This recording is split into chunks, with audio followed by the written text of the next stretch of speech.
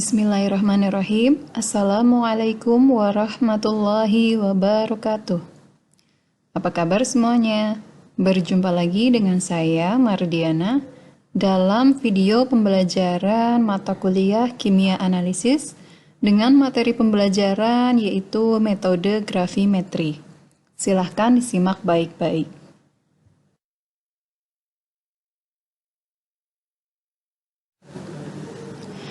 Tujuan pembelajaran video pembelajaran ini yaitu yang pertama, mahasiswa mampu memahami dasar-dasar metode gravimetri.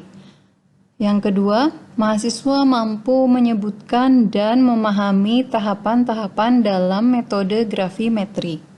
Yang ketiga, mahasiswa mampu memahami kondisi optimum pada analisis dengan metode gravimetri. Dan yang terakhir yaitu mahasiswa mampu menghitung kadar analit dengan menggunakan metode gravimetri.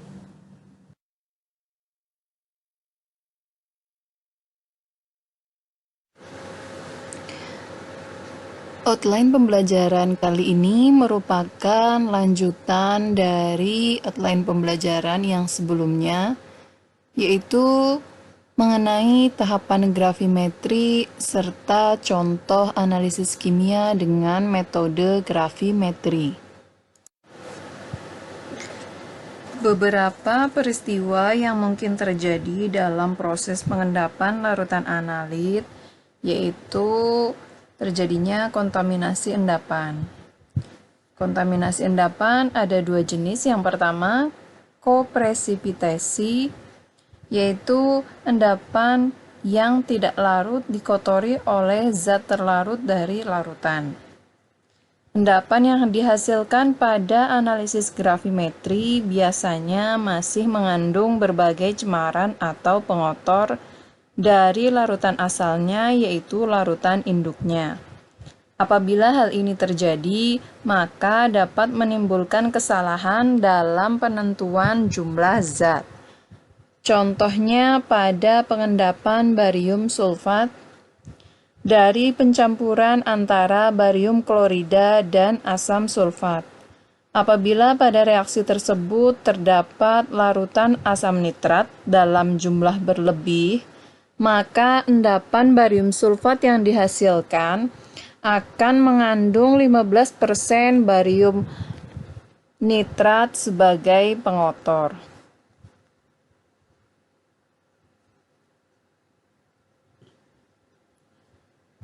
Kopresipitasi dibedakan menjadi 4 macam, yaitu pertama adsorpsi permukaan,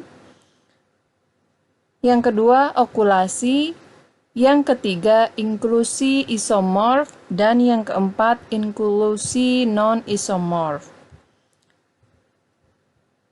Adsorpsi permukaan terjadi jika endapan mempunyai permukaan yang luas. Terjadi pada permukaan lapisan induk, jumlah zat yang diabsorpsikan lebih banyak dengan bertambahnya ukuran nukleus. Sedangkan untuk okulasi merupakan kopresipitasi di mana zat pengotor terkurung dalam struktur zat padat. Sebagai contoh, pengendapan sulfat dengan penambahan larutan BaCl2 perlahan-lahan. Untuk pencegahannya bisa dengan menambahkan reaksi sedikit demi sedikit, lalu dipanaskan sambil diaduk perlahan-lahan. Selanjutnya, inklusi isomorf. Untuk jenis kopresipitasi ini disebut juga pembentukan kristal tercampur, karena zat pengotor mempunyai dimensi dan komposisi kimia sehingga cocok dengan struktur kristal endapan. Lalu yang terakhir, inklusi non-isomorf. Kopresipitasi ini disebabkan pembentukan larutan padat oleh karena zat pengotor larutan dalam endapan. Sebagai contoh, endapan barium sulfat dikotori oleh BaNO3 2.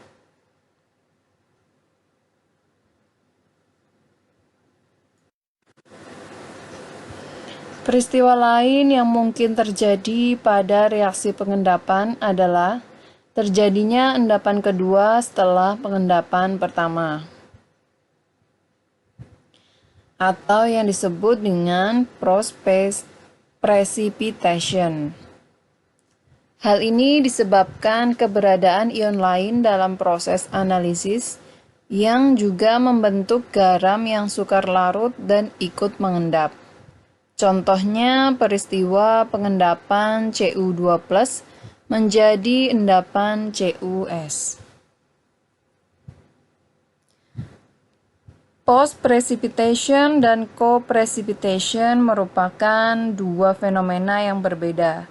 Sebagai contoh, pada post-presipitasi, semakin lama waktu, maka kontaminasi akan semakin bertambah. Sedangkan pada kopresipitasi sebaliknya. Kontaminasi bertambah akibat pengadukan larutan hanya pada post-presipitasi, tetapi tidak terjadi pada kopresipitasi. Kemungkinan bertambahnya kontaminasi sangat besar pada post-presipitasi dibandingkan pada kopresipitasi. Selanjutnya, prosedur untuk meminimalkan terjadinya kopresipitasi. Yang pertama, metode penambahan regen. Jika diketahui bahwa sampel maupun endapan mengandung suatu ion yang mengotori, maka larutan yang mengandung ion ini dapat ditambahkan ke larutan yang lainnya. Metode kedua yaitu pencucian. Pengotor-pengotor yang teradsorpsi dapat dihilangkan dengan mencuci kembali. Metode yang ketiga yaitu endapan di diges. Teknik ini bermanfaat untuk endapan kristalin, cukup bermanfaat bagi endapan mirip dadih, tetapi tidak digunakan bagi endapan yang bersifat gelatin. Metode yang keempat yaitu pengendapan kembali. Apabila zatnya bisa langsung dilarutkan kembali seperti garam dari asam lemah dalam asam kuat, maka dapat disaring lalu dilarutkan kembali dan diendapkan kembali. Metode yang kelima yaitu pemisahan. Pengotor dapat dipisahkan atau sifat kimiawinya diubah dengan suatu reaksi tertentu sebelum endapan terbentuk. Selanjutnya, tahapan analisis gravimetri yaitu penyaringan endapan. Endapan yang dihasilkan dari suatu reaksi dapat dipisahkan melalui kertas saring, penyaring asbes, cawan pengering atau penyaring gelas, atau penyaring lempeng berpori tergantung pada jenis endapan dan ukuran endapan. Untuk jenis penyaring yaitu kertas saring yang digunakan biasanya terbuat dari selulosa yang sangat murni, sehingga saat dibakar akan bebas abu. Ada 3 tekstur kertas saring, yaitu kertas saring untuk endapan halus, lalu kertas saring untuk endapan sedang atau medium, lalu kertas saring untuk endapan kasar. Pemilihan kertas saring tergantung dari sifat endapan yang disaring. Penggunaan kertas saring untuk menyaring endapan harus dilakukan dengan benar seperti pada gambar ini.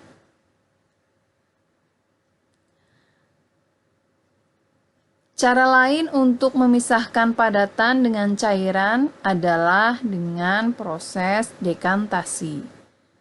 Pada proses dekantasi, cairan dituangkan perlahan-lahan melewati batang pengaduk, sehingga padatan tetap berada dalam wadah. Meskipun waktu yang diperlukan untuk memisahkan padatan dan cairan lebih cepat daripada penyaringan dengan kertas saring, namun metode dekantasi kurang efektif. Metode dekantasi cocok digunakan untuk memisahkan padatan dengan ukuran partikel besar dan kasar seperti kerikil dan air. Campuran yang berupa endapan sangat halus, sulit dipisahkan dengan menggunakan metode dekantasi maupun penyaringan dengan kertas saring. Agar campuran tersebut dapat terpisahkan, maka dapat menggunakan corong Buchner. Penyaringan dengan corong Buchner dilakukan ketika endapan yang dihasilkan berupa koloid. Endapan koloid susah disaring dengan corong biasa dan memerlukan waktu yang sangat lama. Selanjutnya untuk jenis penyaring lempeng berpori. Penyaring lempeng berpori ada yang terbuat dari kaca Pyrex atau penyaring kaca masir dan silika atau penyaring vitreosil. Penyaring dengan kaca masir dilakukan jika endapan yang dihasilkan tidak dipijarkan setelah penyaringan, tetapi hanya dikeringkan.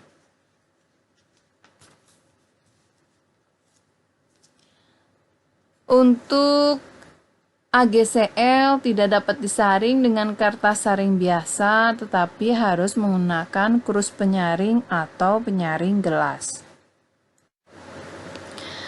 Tahap selanjutnya yaitu pencucian endapan. Pencucian endapan dilakukan untuk menghilangkan zat-zat yang mengganggu atau zat yang tidak dikehendaki. Komposisi larutan pencuci tergantung pada kecenderungan terjadinya endapan. Untuk pencucian digunakan larutan elektrolit kuat dan harus mengandung ion sejenis dengan endapan untuk mengurangi kelarutan endapan. Larutan tersebut harus juga mudah menguap agar lebih mudah dalam proses penimbangan endapan. Larutan lain yang baik digunakan sebagai larutan pencucian adalah garam amonium dan larutan yang panas. Dasar pemilihan zat pencuci yaitu harus dapat melarutkan zat pengotor dengan baik, tetapi tidak melarutkan endapan. Lalu dapat mencegah terjadinya peptisasi pada waktu pencucian. Peptisasi merupakan proses melarutnya endapan menjadi koloid. Pada waktu endapan dicuci, maka ada kemungkinan endapan yang sudah terbentuk akan larut lagi. Endapan tersebut akan kembali menjadi koloid, sehingga endapan dapat menembus atau melewati kertas saring ketika penyaringan. Kondisi seperti ini dapat mempengaruhi hasil analisis. Lalu, bagaimana cara mencegah terjadinya peptisasi? Cara yang dapat dilakukan untuk mencegah terjadinya peptisasi diantaranya dengan menggunakan larutan elektrolit ketika mencuci endapan. Contohnya pada penentuan barium sulfat. Endapan barium sulfat yang dihasilkan berada dalam kesetimbangan dengan ion-ionnya berdasarkan reaksi berikut.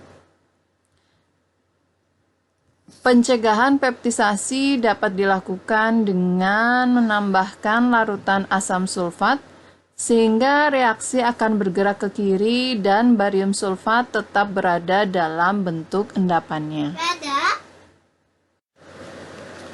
Berdasarkan penjelasan yang telah dikemukakan sebelumnya, maka terdapat beberapa persyaratan lain yang harus dipenuhi agar hasil yang diperoleh sesuai dengan yang diharapkan.